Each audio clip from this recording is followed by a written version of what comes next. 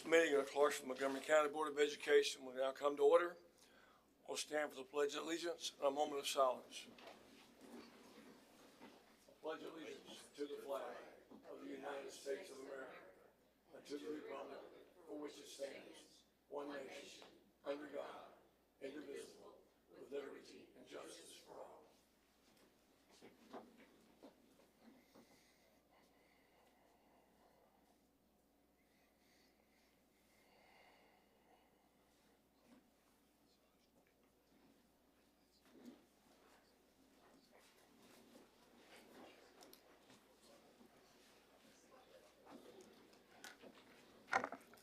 First item on the agenda is public conversation. We did not have anyone request to address the board tonight. So the next item will be approval of consent agenda.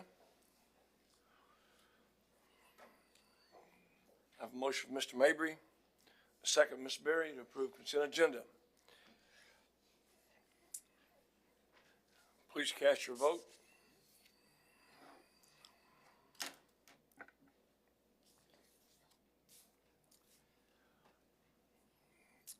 Everyone satisfied with their vote? Please close the vote. It passes 5-0. Next item is policy monitoring. Dr. Luna.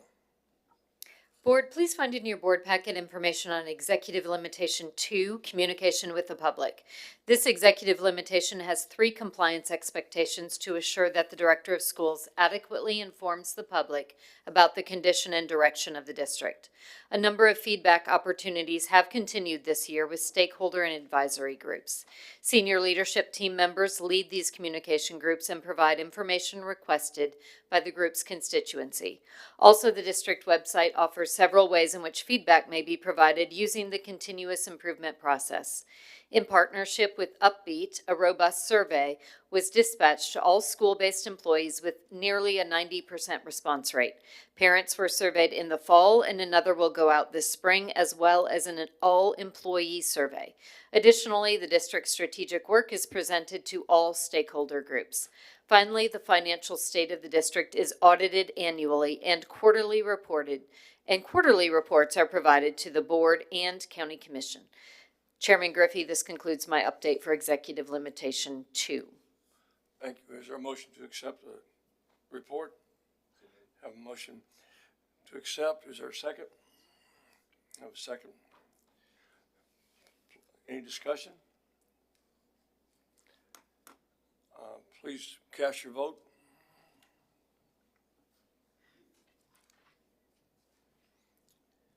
Is everyone satisfied with your vote? Please close the vote.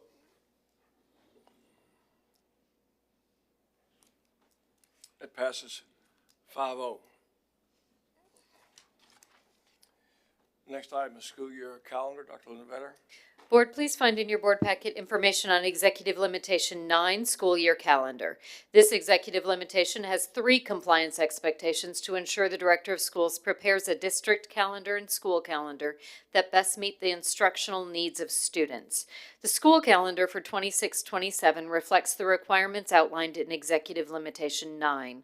Additionally, the representative stakeholder group used the same guidelines as were reviewed and discussed by all focus groups last year to develop the 26-27 calendar. Adjustments to the 25-26 school year calendar will be made and brought to the board should any legislative changes or need arise. Chairman Griffey, this concludes my update for Executive Limitation 9. Have a motion to accept that report. I have a motion from Ms. Berry, and she seconded the last one, and Mr. Nelson made that motion. I did not recite that. I hope you captured that. Okay, is there a second? A motion, a second from Mr. Nelson this time. Any discussion? Everyone, please cast your vote.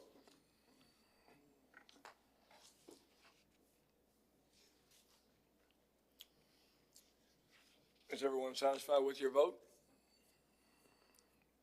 Please close the vote. That passes 6-0. Next item, reports. behavioral resource presentation. Yes, I'd like to welcome up Dr. Morgan Sherrill and Holly Jackson from our team, as well as Dr. Dowdy, who will give a little bit of intro. This is in response to our board member, Casey Bryant, requesting some additional information about some things that the school system is doing. Good afternoon, board. We're always excited to come and talk about the innovation and the work that we're doing for our students. Most of the time that we are here, we are talking about academics. Go ahead and click if you don't mind. Most of the time we're here, we're talking about academics, but we have the opportunity tonight to come and talk about the work that we're doing centered around behavior. Not only is it important that our CMCSS students graduate being academically college and career ready, we also want to instill in them the importance of appropriate behavior throughout their 12-year school so that they can be productive citizens upon graduation. I've invited tonight, I know you're used to hearing from me, but I've invited tonight the behavior experts to join me to share the exciting work that we've done so far. I have Dr. Morgan Sherrill and Ms. Holly Jackson. Holly will start us tonight. Good evening. Building further off of what Dr. Doherty said, we understand that it is very difficult for students to improve in their, it's very difficult for them to improve in their achievement when behavior is interfering or impeding with their learning. And so that being said, we've been tasked with doing some very intentional work around behavior, and we're excited to share that work with you tonight.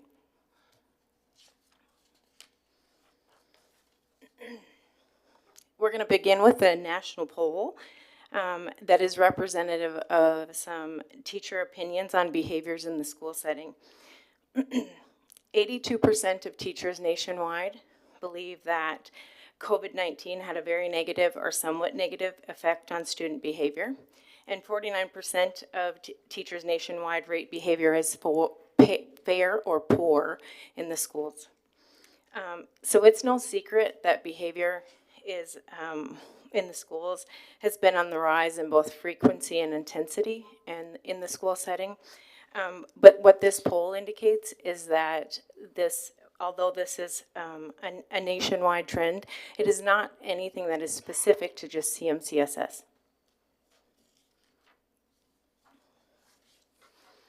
So with this behavioral shift in mind, we understand that in order to better support our teachers and our students, we have to address behavioral supports in the same way that we address academic supports. Just as our students come to us from very diverse backgrounds and have very diverse academic needs, so too are their behavioral needs. So we must meet students where they're at, and so that's why we're systematically looking to provide not only academic but behavior supports at all levels. And you'll see on this slide that our Tier 1 supports, they include universal instruction and best practices around behavior.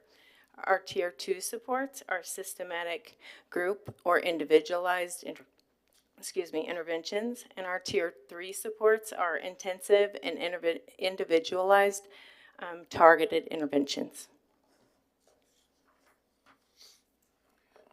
So I'm going to talk to you a little bit more about what that looks like at each tier and the support that we provide to students and staff at every level. So you're familiar with the tiered system of support because we do the same with academics. So for Tier 1 with behavior, that means all students.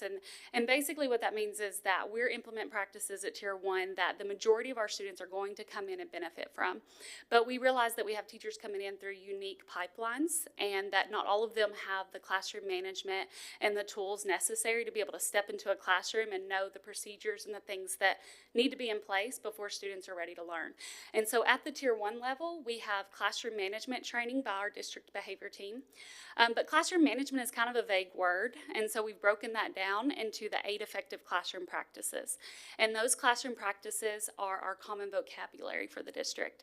So you'll see things like policies and procedures and making sure that we have active supervision in the classroom, making sure that Our friends that struggle the most are the closest to us in proximity. Those are all things that we're training teachers on as we're in the classrooms.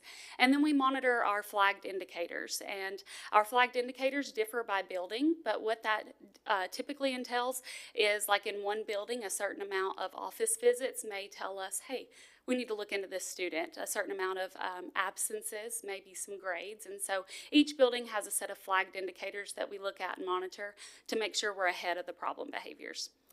At Tier 2, you're going to see that we have some of our students, and these are the students that don't respond quickly to those Tier 1 practices. And so Tier 2 is where we would develop research-based behavior interventions, and this year we've adopted several research-based behavior interventions at the Tier 2 level that we have created a database for called our Behavior Toolbox, and everything teachers need to be able to implement those behavior interventions are right there for them. And then we make decisions based on data. So not only are we looking at those flagged indicators, but we're also looking at behavioral data. We're looking at suspension data and trying to determine who needs more support and where. And then we have ongoing training and support for school staff at this level. And then Tier 3, you'll see that we have few students, and that's because these are the students that are requiring the most support prior to needing an IEP. And so these students get individualized interventions. At this phase, we often do high-quality functional behavior assessments and behavior intervention plans. And so that's just a fancy way of saying that we're going to do this assessment to determine why the behavior is happening in the first place. It's very difficult to intervene appropriately if we don't understand why the behavior is occurring. So that's that assessment that helps us determine that.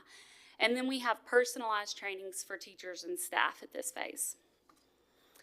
So one indicator that helps us determine whether or not our work is working is our behavior incidence data. And I would like to share that this year we have 772 fewer behavior incidents at this point in the year compared to this point last year. So we do feel like that tiered system of support is working. But I want to dive into that a little bit further. Although we're aligned to the national findings that Holly discussed earlier in the presentation, we do have learning occurring. Our schools are structured, we have high expectations. The behavior incidence data supports that by showing that 83% of our students have 0 behavior incidents documented this year. And then of the 17% that do have documented incidents, only 9% have more than 1 incident documented. So when you look at this pie chart, we're really talking about a very small population of students that are disrupting instruction.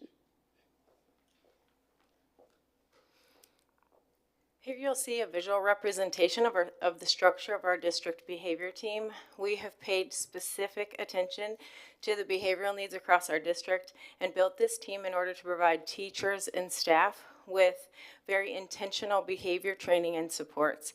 Our main focus in equipping this team is to provide school teams the support and the tools that they need in order to address behavioral challenges specific to each building. On the next slide, Morgan and I will define the roles of the members of this behavior team. So you see all those positions, but I want to make sure you understand what each of those positions do to support both staff and students. So the first position that I have up here are the coordinators, and that's Holly and myself. We oversee and align district-wide behavior initiatives and staff. We analyze data to identify trends and make sure that we're developing strategic supports. And really the ultimate goal of our supports are to make sure that we're on the preventative side and we're proactive and not just responding to behaviors over and over again. And then you'll see that we have board-certified behavior analysts, commonly referred to as BCBAs. They train and monitor staff in implementing research-based behavior interventions.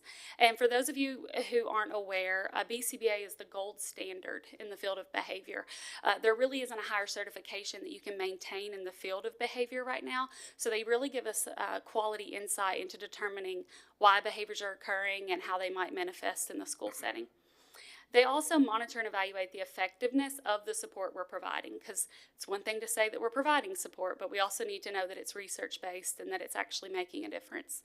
And then we have 11 behavior consultants in our district, and these behavior consultants, think of them as train the trainer. We train them and they train schools. So they support school teams in determining the need for behavior interventions, as well as provide ongoing behavior training and support to teachers.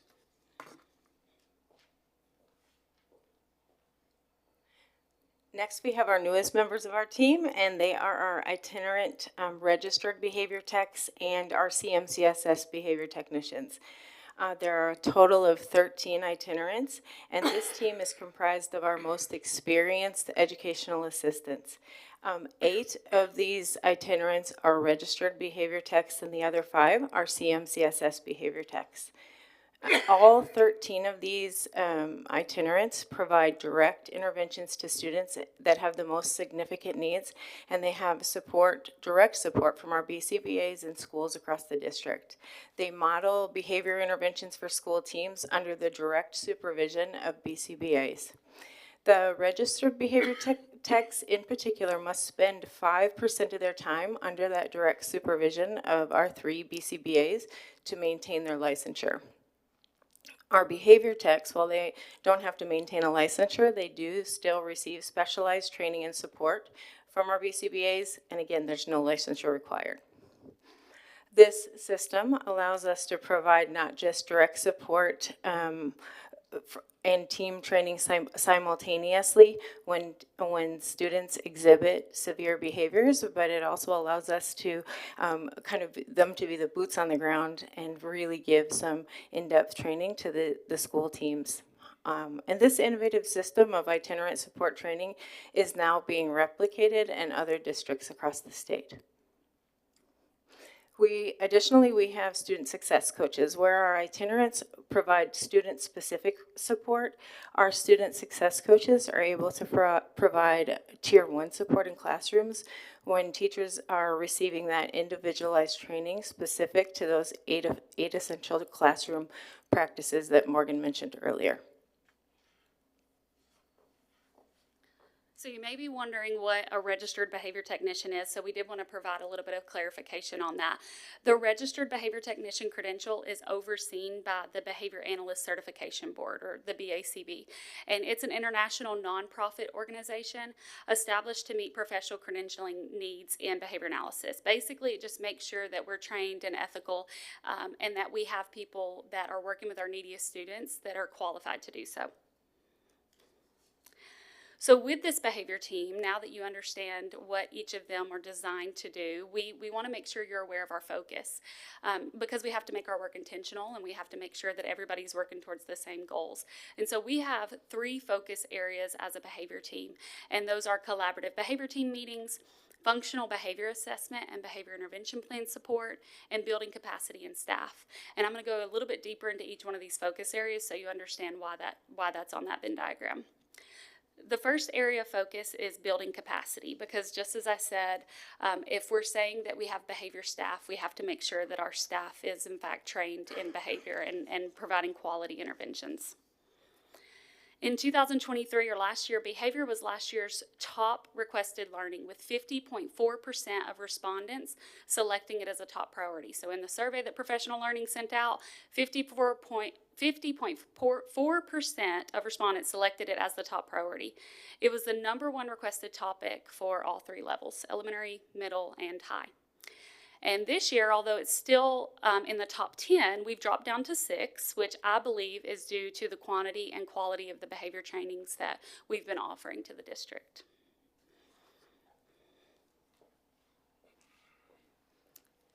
This chart shows the frequency and the duration of the intentional trainings that we've provided this year, and those totals are based on hours. The trainings are layered from the ground up, and we have an ongoing training curriculum specific to the roles of our behavior staff.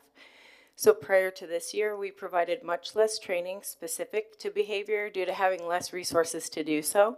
The totals on the screen, they represent the pre-planned training that we have in place, but additionally, we also provide training specific to buildings upon request. Morgan is going to now strike through all of the trainings that we were not able to provide last year, and that's representative of the heavy focus that we've had on behavior training so far this year.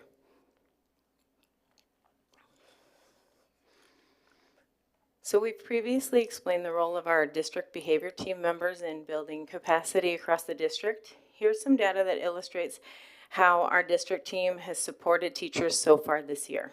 As you can see, our behavior consultants have received 104 referrals, and those come directly from teachers as well as from administrators. Our board-certified behavior analysts provide a more intensive layer of support and have received 46 student-specific referrals so far this year. Additionally, they provide ongoing intensive training and support to our teachers, our RBTs, our behavior techs, and our behavior consultants. Our district itinerants, like I mentioned earlier, are our boots on the ground. And so far, those referrals have been initiated by our coordinators and our board-certified behavior analysts. They are able to then provide direct support to students with the most extensive behavioral needs. They're currently assigned to students through the end of January and will continue those assignments for the remainder of the year. Right now, they've served a total of 22 students directly this year for a total of 4,165 hours of direct support. Additionally, they provide support in our behavior programs when there's been some staffing shifts and they need to kind of supplement that support. So our next area of focus from the Venn diagram are the collaborative behavior team meetings. And so the collaborative behavior team meetings are our opportunity to bring key stakeholders from each building together to discuss those flagged indicators that I discussed earlier, as well as teacher nominations of students that are impacting their ability to teach in the classroom.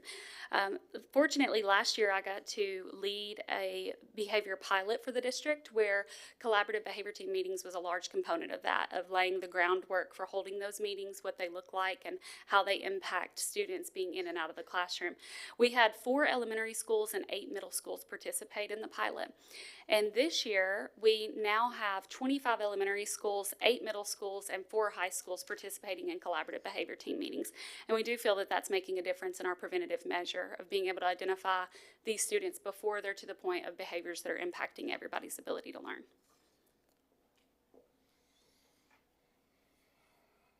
Our third and final area of focus is functional behavior assessments and behavior intervention plans. Functional behavior assessments are essential because they allow us to understand why students are behaving the way that they are. Behavior intervention plans are then put in place so that we can appropriately intervene to provide the support students need to address targeted behaviors. Understanding how to complete a functional behavior assessment and then create that aligned behavior intervention plan is not something that comes naturally to our teachers, and we understand that, so that's why we've been very strategic and specific about putting some trainings in place regarding functional behavior assessments and behavior intervention plans. And that training looks like quite a few different layers. First and foremost, we have a partnership with Vanderbilt Triad for both leadership collaboration and as well as behavior team training opportunities. We also have in-person training that's provided throughout the year during our Engage sessions. Additionally, we have some online training modules that are housed in our CMCSS behavior toolbox, and we have virtual office hours for teachers and administrators that's facilitated directly by Morgan and myself. We also have student-specific disability trainings for teachers. We have some additional extensive behavioral supports throughout the district, and those include behavior classrooms at all levels within CMCSS.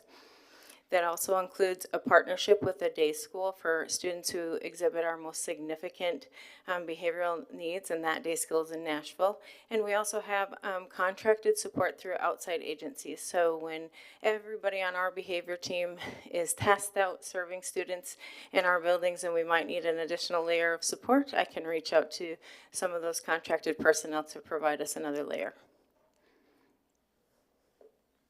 So we're aware that a lot of times what we hear about behavior are the negative. We hear about behaviors impacting teachers' ability to teach. We hear from parents who are frustrated with students' behaviors, but we wanted to take this opportunity to share with you some positive feedback we've received this year from the trainings and the support that we've been providing. So I'm going to click through some of that feedback and allow you to read through it.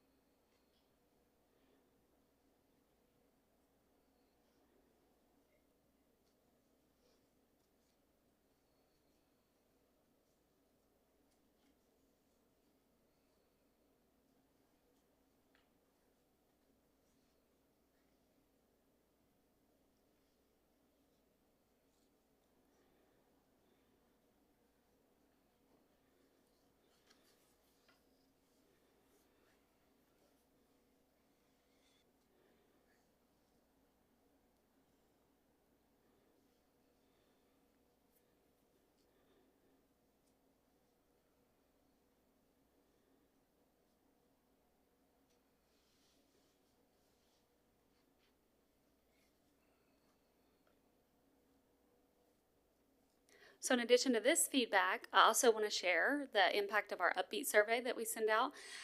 Last year, when given the statement, disciplinary practices are applied fairly to all students at my school, we had 61% of students that agreed to that.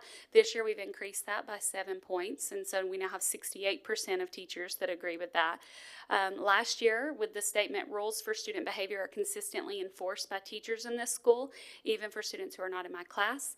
59% of teachers agreed to that, and this year 65% agreed to that.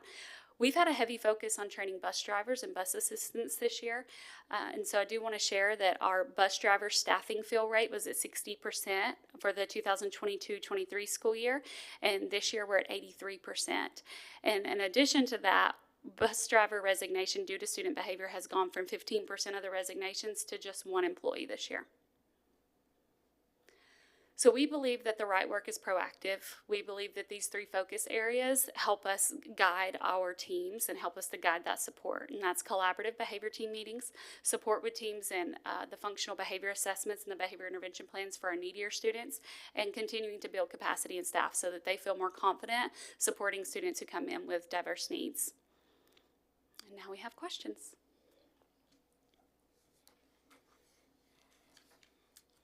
Mr. Nelson.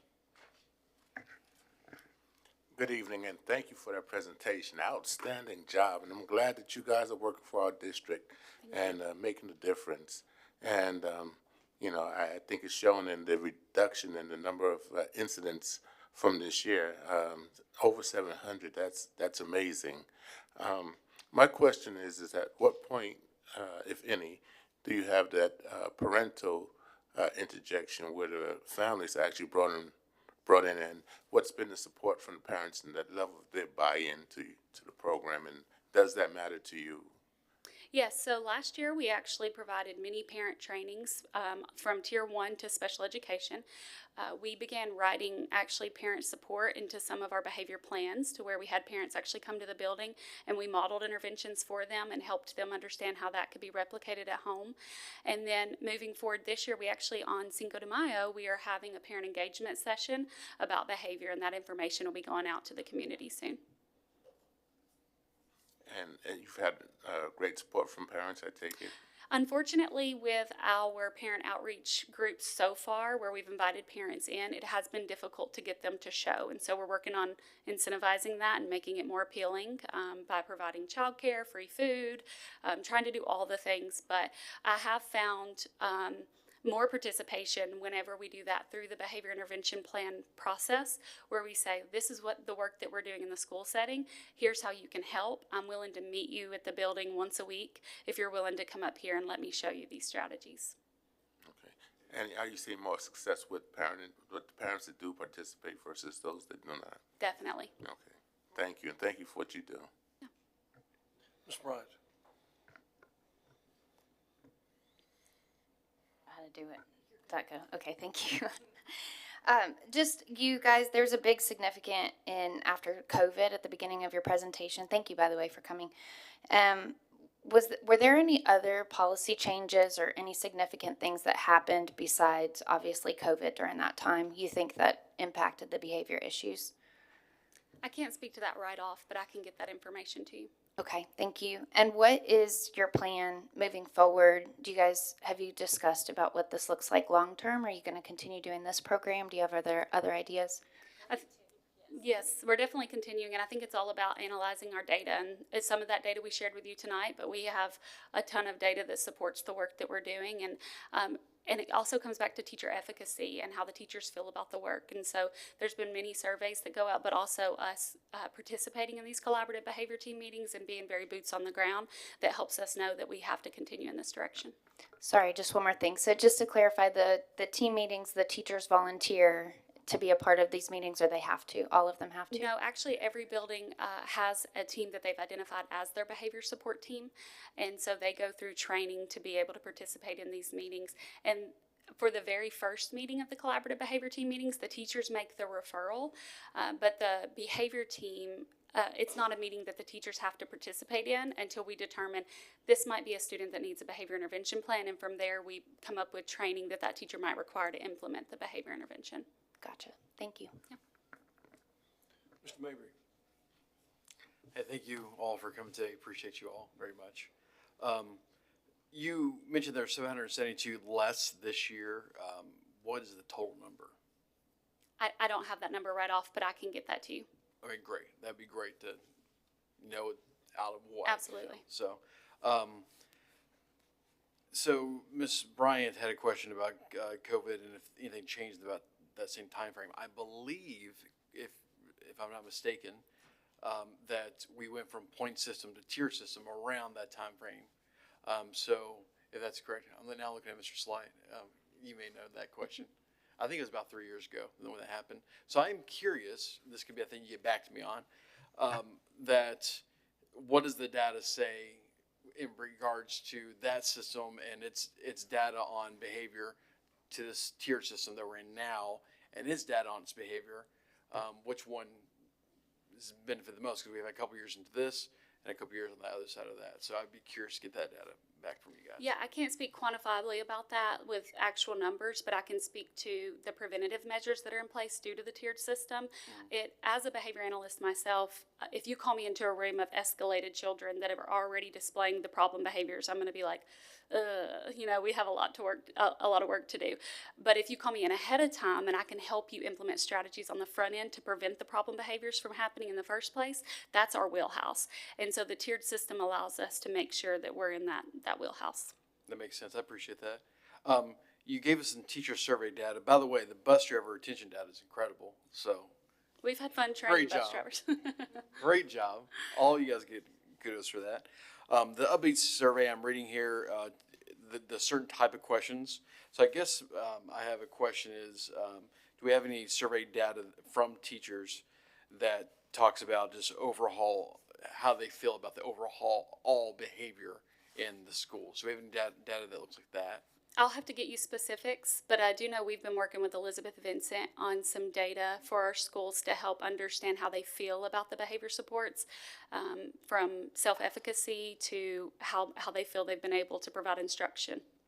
Okay, that'd be great. And then you have in here under additional extensive behavior supports, partnership with a day school in Nashville. I don't know what that is, so could you explain that a little more in depth? Sure, we have a partnership with a day school that is in Nashville, and they provide specific supports around really more extreme behaviors. So some of our students have been all through the tiers. They're identified as having special needs, and we've determined that they have needs beyond what we can provide the support for here. And so there's just a few of our students that receive that support from that day school in Nashville. All right, I appreciate that. Last question for you. This kind of goes to this Upbeat survey. Disciplinary practices are applied fairly to all my students. Rules of students' behavior are consistently enforced. You're in the 60s, high 60s on the first one. I've gotten feedback from administrators, teachers, that they feel like it isn't necessarily always applied evenly across the entire student body.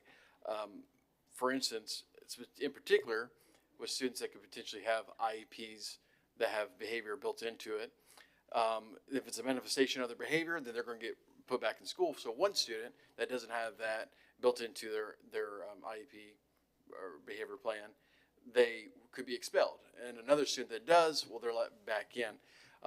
It's been expressed to me that, hey, I understand that they're going to be let back in, in a quicker measure, or not being expelled because it's a manifestation.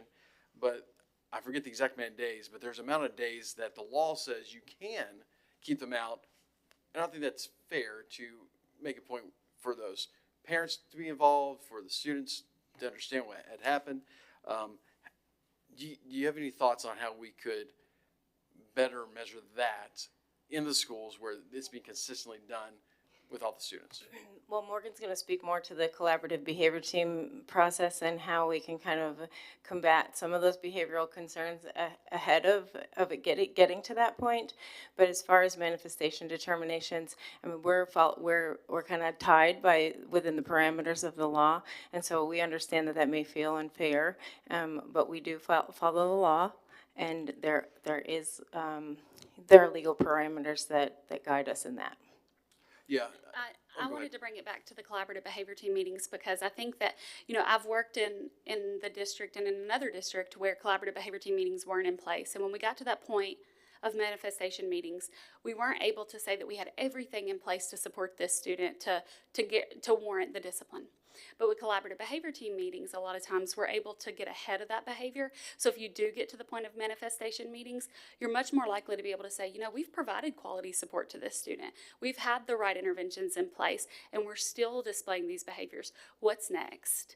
And so the collaborative behavior team meetings and our intentionality around that really help alleviate some of the concern you're hearing from teachers. Yeah, that's a huge concern from what I hear. I appreciate your time today, and I look forward to getting that feedback back. Thank you. Thank you. Thank you very much. Thank you.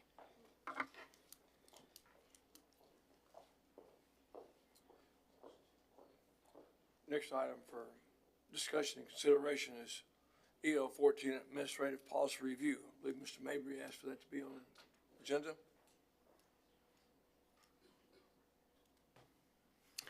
Yes, Board. This is something that we've been talking about now for several months. I put together with the team, with the help of Mr. Nolan, the legal language here that we're calling EL Executive Limitation 14. I'm going to read it just for the sake of those watching and those in the audience so that they know that what we're looking at. Administrative policy review by the school board. And then what I'll do is I'll explain it briefly. I'm going to ask Mr. Anthony Johnson to make a comment as I'm doing that. And then any questions or comments from the board could follow that if that's okay. In accordance with B/SL2, the board retains the authority for final approval of district policies and regulations. Because the board governs through a model that defines and delegates rather than reacts and ratifies, formulates policies by determining the broadest values before progressing to more narrow ones, and carefully monitors what is delegates to ensure that CMCSS achieves the results intended. The director of schools shall assure that the board is regularly informed of any proposed changes to administrative policies. Accordingly, the director of schools shall provide board members with proposed new policies or proposed revisions to existing policies no later than 10 days before the policy is reviewed by the director of schools and the senior leadership team. Any board member may request to the director of schools and or the board chair that a specific policy or policies up for review shall be added to the next scheduled work study session for discussion by the board. Furthermore, in accordance to GP 16, any board member may request to the board chair that any district policy or regulation, whether the director of schools proposes changes or not, be placed on a work study session agenda, and the board chair will have the policy placed on the next feasible agenda. At the study session, the board may discuss the policy or policies, and any member may present a motion to be voted on at a following the formal session to add or amend its governance policies to define the latitude of choice given to the director of schools. As such, the director of schools shall not implement any policies reviewed by the board until after the board has formally completed its review by either providing feedback or formally voting. In accordance to B/SL 14, officially passed motions of the board are binding on the director of schools. Therefore, the board may add, amend, or make obsolete any district policies or regulations through officially passed motions. So my commentary on this is I didn't want to rush this. We've been talking about this, I think, since November of last year. In fact, there was a version of that was put in front of me that I feel like was taking away too much from the district. So that's what last month was about. But what this does is allows the board, it keeps us within the governance policy. It just amends it through an executive limitation that if something is brought before the board, you have 10 days to say, hey, I want to be able to vote on that particular issue. If you don't, it'll continue to go through like it does right now. So any policy, anything, if as we were talking about it in a meeting, if we're talking about temperatures, if something about a temperature in a building gets put up, none of us are most likely going to have a problem with that, and it would just go right through. So most things are just going to sail right through because a lot of these things are more procedural. But if it's a policy that is something that you care about or want to vote on it, any one of us then could say, hey, I want us to just have that as a discussion in a board meeting, and then consequently after that, we would be voting on that particular thing. It allows the district to have its autonomy to go forward and run the district, but it also gives the board the power to make sure we're voting on individual policies. Also, it does allow the board members to bring up our own policies, write our own policies if we choose so to do so, and then put that on the agenda to then vote on it as well. I thought it was important that we as individual board members could go forth with policies ourselves. But this also would maintain that CMCSS would continue to write the policies, and that we would, those are, by and large, will be the policies that we are looking at and voting on. So those are the main things that I have had concern on. We've worked on this for a while. I worked on this with the directors of school, and Anthony Johnson can comment on this, but I believe we have full support of the district. Yeah, the presentation back in October when I was talking about kind of the history of policy governance, how our current, through our ISO certification, how our current policies and procedures, our document control, and I support this because it essentially crystallizes what we talked about before, crystallizes that authority while still retaining your structure. I don't have concerns about us losing our ISO certification. It's still, just like we talked about at the October training, you have the opportunity as the board to make policy governance what you want it to be, but it still retains where you're delegating the authority for those day-to-day. You're not micromanaging in essence, but still being invested in what's going on in the district. And I think that's a good thing. And ultimately, Dr. Luna Vetter, since she's come on board, has been sending you all policies for you to review. I can't speak to if that's always been done, but what I like about this is that it cements that. So of course we hope Dr. Luna Vetter is with us for another 20 years or plus, or whenever she decides to retire.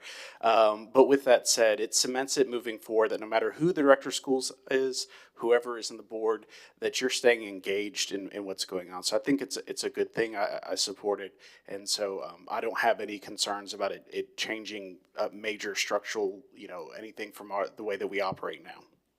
I appreciate that. And that's why I put up for any questions my way or comments, I'm releasing time. Ms. Bryant. I don't have to push a button after you call my name, right? I'm sorry, I cannot figure out this microphone. Okay. Okay, got it. All right, I just want to say we've been discussing this for probably over a year now, and I love the solution that you guys came up with. I think that it's amazing. I'm really excited. I believe this brings a lot of clarity to some confusion that was with our current governance policy. So thank you for all your hard work. Ms. Berry. I'm going on my 7th year on this board. There's never been a moment that I didn't feel like I could go to the director and modify policies as needed. But I do like the effort that Mr. Mayberry and many of our members have worked on to, as Anthony said, make this crystal clear. But I guess, if you understand what board policy is, and Dr. Vetter and her staff and the directors we've had in the past have been more than qualified to write board policies. And I think, as I said, I've never felt like I could not talk with them and look at modifications that were needed. And I am so grateful that we have our staff and director write policies, because we've saved over $175,000 by them writing the policies and implementing them. And the other districts also refer to our policies when writing their policies. And all due respect to TSBA, they're wonderful. But if we can save money and use that money to educate our students and to support our staff, I'm grateful for that. Thank you. Mr. Mabry. So yeah, just clarity. Again, this will maintain CMCSS for writing board policies. Other than that, if any one of us want to, say you see a policy in another district and you're like, I want that policy, I'm going to take it, bring it over, run it by legal, and you can just bring it up yourselves in a meeting. So other than that, the CMCS will continue to write policies. It was not a major for me, me in particular, speaking for myself, for another entity to come in and write the policies. I feel like CMCSS, as you just said, Ms. Berry, has done a great job. And going back to what Mr. Johnson said, this is not in particular about right now's leadership team, right now's director of schools. It cements it for the future, because I also agree we have an incredible director of schools, and I appreciate her. Any other comments?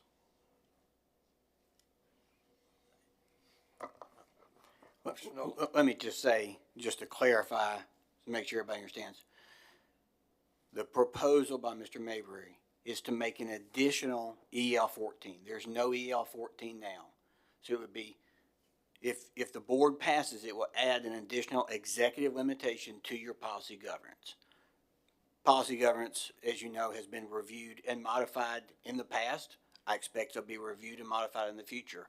But this is a specific addition, a new executive limitation. So that's what you're being asked to consider. Assuming we have a motion, Mr. Mayberry. Yeah, I move that we adopt EL 14 as a new executive limitation. Okay, I have a motion from Mr. Mabry to adopt EL 14 administrative policy. Is there a second? A second from Chris. Further discussion? Mr. Nelson. Yes, just to ensure that I'm understanding this completely, we're saying that we will still continue with the ELs as we have them, and it's just a matter of board members being able to bring forth new ideas or new policies to the board. And that's not actually going to an outside entity and costing us any additional funding. Yes, Mr. Nelson, we are not going to be bringing in TSBA or another organization. CMCSS will continue to write our policies as we currently have happen. The director of schools, Dr. Linda Vetter, right, in our case right now, will continue to pass exactly how we do right now, unless one of us have that, hey, we want to vote on this, I want to bring this up. So none of us flag it in that 10-day period. It will pass through like it currently does right now. But if one of us do flag it, then we will be able to bring it up for discussion and a vote. Also, this does provide that you as an individual board member can bring forth your own policy information. I would recommend passing by legal and then be able to vote on it in another meeting in the future from that. Any other comments? I certainly support this idea of staying with policy governance, but making adjustments to the ELs so that the board does have the ability to write and approve policies for the system. And I'm proud this was came up with. That being said, I'll call for the vote. Please cast your vote.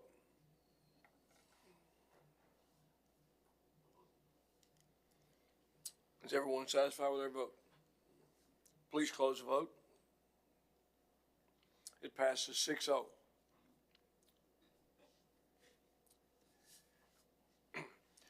Next item is proposed resolution sponsored by Ms. Casey Bryant. Ms. Bryant. Thank you.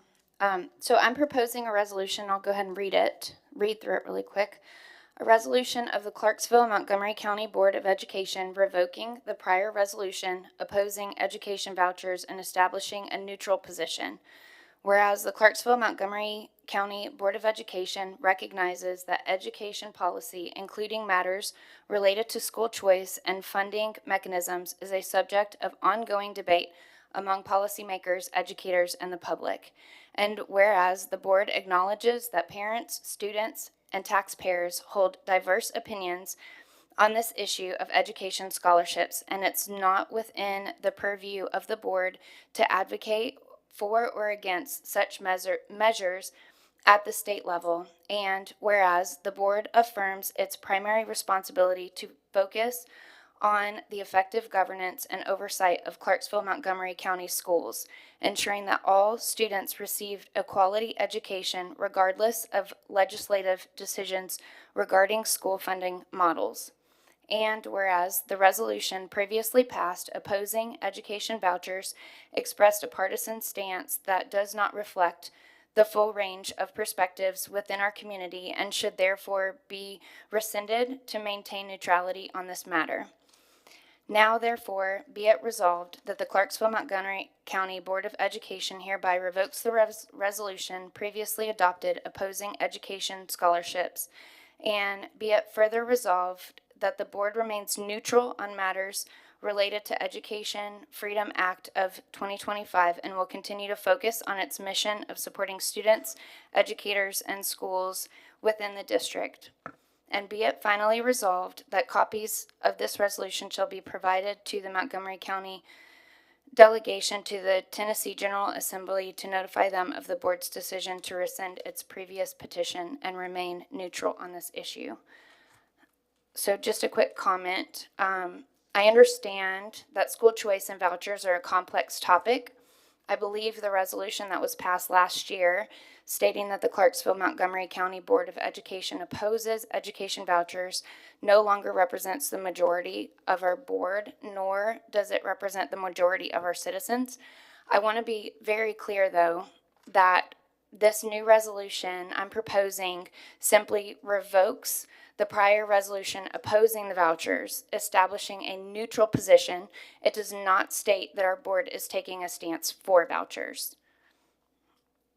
I move that we vote on this resolution. You have a motion to bring us to a vote. Is there a second? Is there a discussion? We will after a second. Yeah. Second. I have a second from Mr. Mabry. Any discussion? Ms. Berry? I oppose rescinding our position on vouchers for the mere fact that we know that vouchers is going to take millions of dollars from public school budget and funds. Let us not be deceived to think that vouchers are going to be good for public schools, because they're not.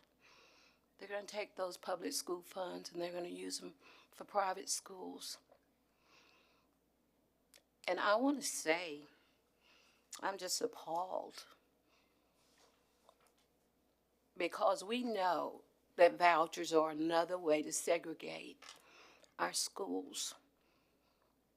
I'm a product of a segregated school in Alabama in 1973, and I get very emotional because you don't understand the magnitude of what you're trying to do. It segregates our society, takes our funds, and I spoke with a child in a store down in Alabama last year, and I said, so you go to the Chambers Academy? That's a white school. That's how it's identified. He said, I do, and those kids over there in that public school are so bad. I said, really? I said, I finished school there. The children are just like you. They're human. They're just like you. They breathe, they eat, they get educated. But that's a mindset that just because a child goes to public school, he's not as good as that private school child. And parents who want to send your children to private schools or homeschool them, do that. But don't take the public school money to fund your private educations. You know, I think about it. Mama raised 8 kids after Daddy left by herself. And if we had not had public school, we would not have gotten an education. However, this turns back the hands of times. Go down to Lafayette and visit the white school, because that's what you're saying you want to do. You're just going through the legislators to do it. This community is a diverse community. Like it or not, we have everybody in the salad. It's mosaic. We must not be narrow-minded and think that vouchers are our friend, because they are not. I'm not saying anyone's IQ, but we have to get this. And I'm not trying to do anything but get you to understand what you're doing. No one's better than anyone. If you want your kids homeschooled, you want your kids in private schools, put them there, but you pay. And you know, so often you talk about the parents' rights. What about the child's right? You take the money from public school, they're not going to have the funds to be educated like they should be. I oppose accepting this rescission of the decision that we made just last year. All of us were of sound minds and had children in mind, educators in mind. I don't mean to take a lot of time, but oh my goodness.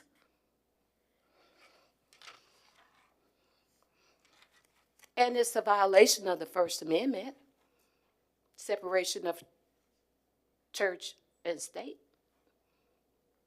Yes, it is. Just read it. And I want to say, I'm not ashamed to stand for what's right, even if I have to stand alone. But I'd like for us to table this because Jimmy's not here, and he's very dedicated to vouchers and stopping them because they're not in the best interest of this community. We don't need vouchers because we're making the grades. We're number 5 district. Those vouchers are needed for districts that are not making the grade. I say we should not vote on this to rescind our previous decision against vouchers. Thank you. Mr. Mabry. Yeah, I thank Ms. Bryant for bringing this up. It's timely. If we table it, then it'll not be timely because we're doing a special session. Therefore, now would be the time to do this if we're going to do it. I understand Ms. Berry's position. She's the one that brought the resolution last time. I was on the opposing end of that resolution. I did not vote for it solely because I didn't believe we needed to be commenting on it. That's why I support this. I obviously support school choice. I believe parents should be in the driver's seat of their kids' education. That they should be able to use their tax dollars to do so. I think it's very unfortunate, and I'm very disappointed that topics from Ms. Berry today went racial. Someone watching sent me a message saying the Power and Grace Prep Academy, predominantly black Christian private school here in Clarksville, owned by a black husband and wife, would greatly benefit from this. Ultimately, what she was saying about it taking from public education funds is not true. Within the, this is not the same bill as last year. Let me start that off. This is not the same bill as it was last year. There's a hold harmless provision. The hold harmless provision states that if a district has a certain number of students, that they'll be hold harmless at that number, and they'll continue to provide funding at that number. For instance, CMCSS, we were around 40-something thousand. At the beginning of this year, we're 39-something thousand. We would be hold harmless at the highest amount of student enrollment that we have for the entire year. And then if we went down in enrollment because of this or any other reason, or a district over West Tennessee or East Tennessee that's declining for some other reason other than school choice, they're going to be held harmless in perpetuity in the future. Therefore, our public schools would actually get higher per pupil funding, not lower. It's in perpetuity. I had a group ask me about this, and I double checked. It is in perpetuity. That is what it is. Do got to say that the First Amendment does not say the word separation of church and state in it whatsoever. That is not in the First Amendment. That was spoken between Thomas Jefferson and the Danbury Baptist College in a letter that they wrote. And it did not mean that they wanted to remove God from the state. it meant that they didn't want the church controlling the state. That is not what that means. I digress. We, I believe, should pass this resolution to become neutral on this matter as a school district. I support this. And I will say this, we already have public funding to private education in the state right now. It's called the Hope Scholarship. It goes to pay for private colleges that are not public, some being Christian, happens right now. There's no reason in my mind that we would allow parents the same opportunity. One other point, actually. You mentioned we want kids, if you want your kids in private schools, then put them there. Then what you're saying is only the most wealthy can do so. I've talked to so many people that feel like $7,000 can make it attainable to them. I've talked to every single private school in our city. Well, let me rephrase that. I've talked to the top 3 in our city, the 3 biggest ones, and every one of them said that they have a scholarship opportunity for lower income families, that they can make it where there is no tuition with the $7,000. This is a good thing for Montgomery County, but this is a good resolution to make ourselves neutral. I agree with it. Ms. Bryant. Reiterate the fact that we're not taking a stance for vouchers with this. We're just simply saying that we're staying neutral. I've been on, as a parent, on both sides of this. Right now I have 2 children in public school, but I've done private school and I've done homeschool. And as a parent, I will say personally, for being able to do those options and have my tax dollars go towards that. But that is not what this resolution is for. It's to say that we're staying neutral as a school board. Mr. Nelson. As a public school board member, I don't see how we can actually stay neutral on an issue such as this. I'm the product of a New York City teacher and a New York City police officer, and I started off my schooling in parochial school, and I finished in public school. And my parents, they worked hard and they paid for me to go to that parochial school. And if I feel that, they made the sacrifice. If you want to go that extra yard for a child to go to a public school, then you need to make that sacrifice. I don't think that these public dollars should go to a private school. As board members, we represent the Clarksville-Montgomery School Board. We need to represent the school board, and we need to represent the public education.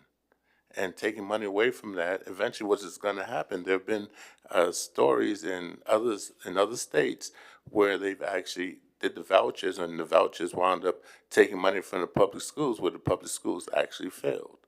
So I don't support this whatsoever. Thank you. Mr. Mabry. Just one point of clarity. This is not a voucher. The word voucher says that public education funds would go to, from the public education system pool of money. This is a scholarship from a separate set of money. And as I've established before through the hold harmless provision, it will not affect our public schools. In fact, it'll better them, cost per pupil. Any other comments?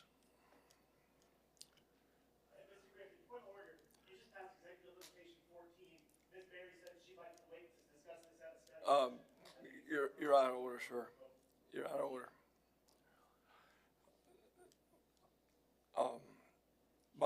My comments would be that it's obvious that the board is divided on this issue. So I think a resolution for neutrality is the right thing to do. We're not saying we're for it, and we're not saying we're against it. And I applaud Ms. Bryant for coming up with that neutral position for us to take a stance on, because we are divided. There are many board members here that are totally against this. There are some that are totally for it. There are some that's on the fence. So I do think that neutrality is the right way to go if we're gonna make a statement. A statement has been made, as Ms. Bryant pointed out, does not reflect the view of the board currently. So I'm going to support this simply because it says we are neutral as a board. We don't have a vote in the state legislation except for Aaron's. And he's gonna vote his convictions, not where this board stands. So I don't see the reason not to support this. Is everyone ready to cast your vote? I do have a microphone on for more discussion. Mr. Mabry. No, I'm just gonna call the question. Okay. Everyone please cast your vote.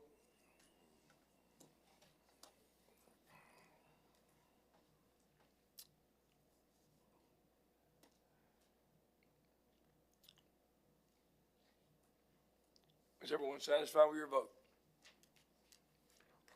Please close the vote. Passes 4-2. Next item, comments by Fort Campbell School Liaison Officer.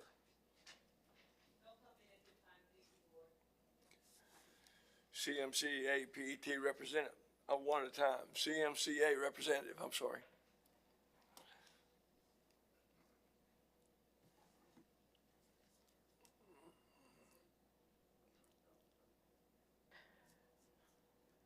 Is it on?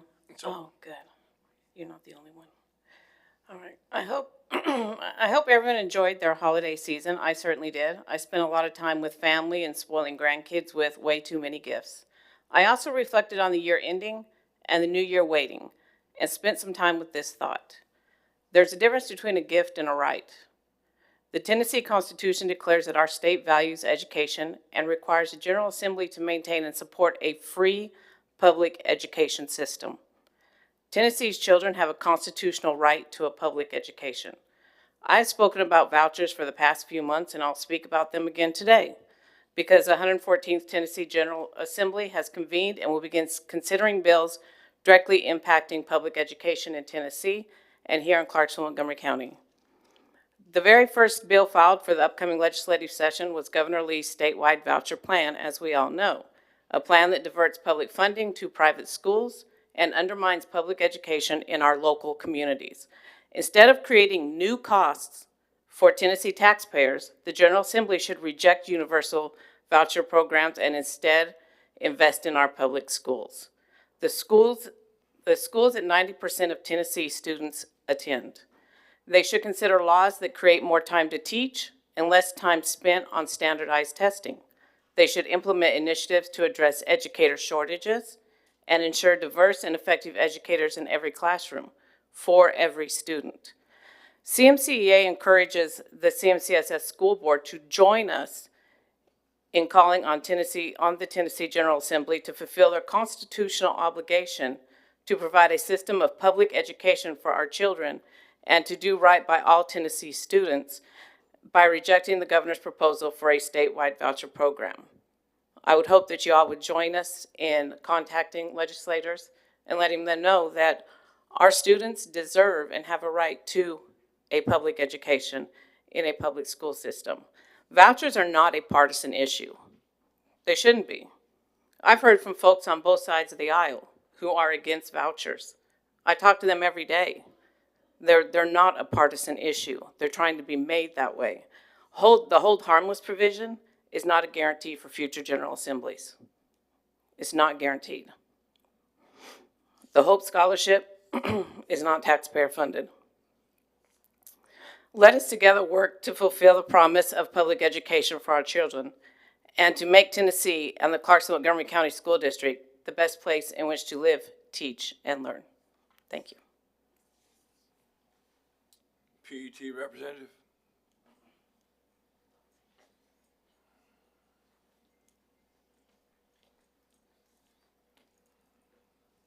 Good evening, board members and Dr. Luna Vetter.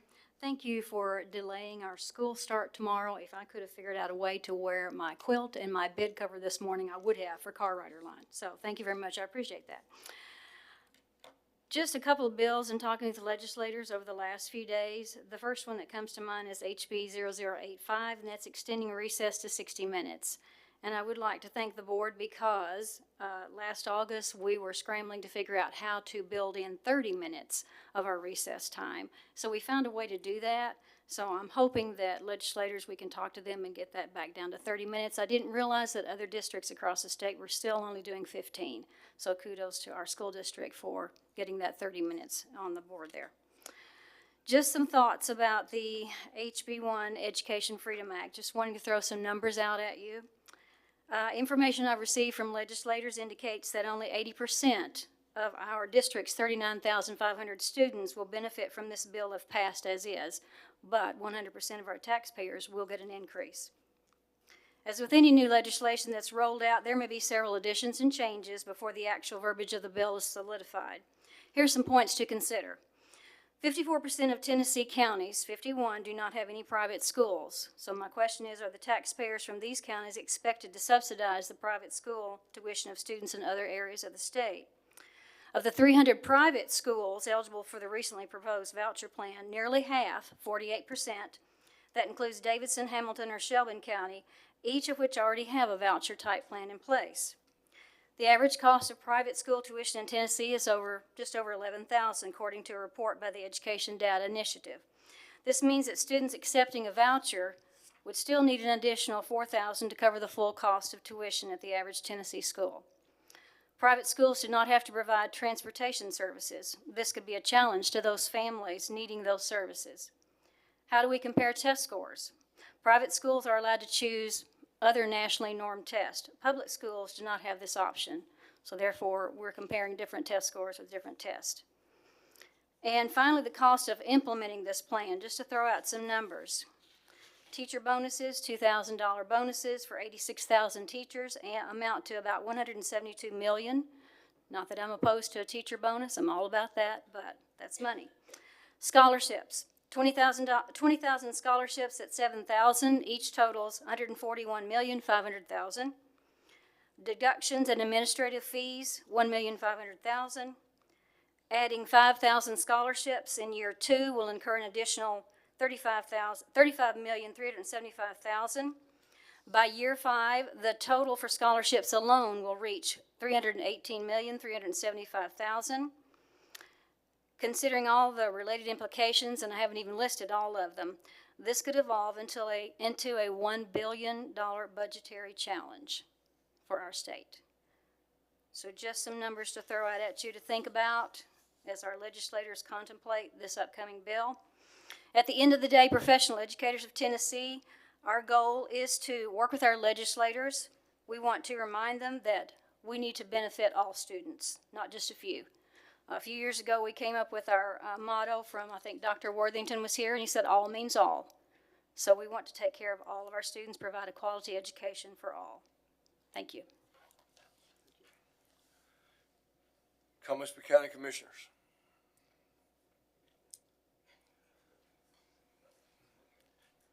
Quiet, huh? Comments by board members? Mr. Mabry.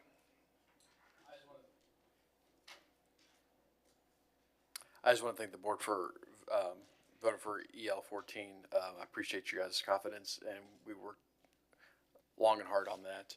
I also want to publicly admonish our city council that has a big change to think about doing the same thing we just did and rescind their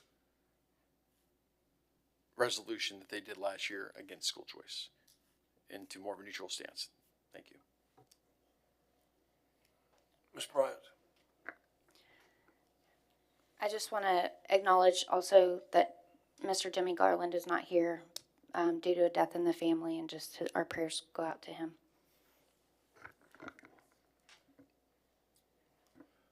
Ms. Berry. I just want to throw out a kindness nugget. You know, if nothing else, we can be kind. It costs us nothing. It is a way that we can improve our society, our community, our families, and our schools. And the way we do that is working together to help one another and not be like crabs in a basket pulling each other down just because we can. Because what goes around does come around. And I believe in treating everyone the way that I want to be treated. Thank you. Seeing no other comments by board members, comments by our director. Good evening, board members. I hope everyone is staying warm as our temperatures have dipped a bit lower than normal this week. Thank you to our bus drivers who are arriving early to ensure that the buses are warmed up, and our HVAC technicians who ensure that all buildings are adequately heated on these cold days. I also want to recognize that next week is School Board Appreciation Week. I'm thankful and appreciative to have 7 board members who are always actively engaged. Thank you for what you do every day. Mr. Griffey, this concludes my report. Thank you. This meeting is adjourned.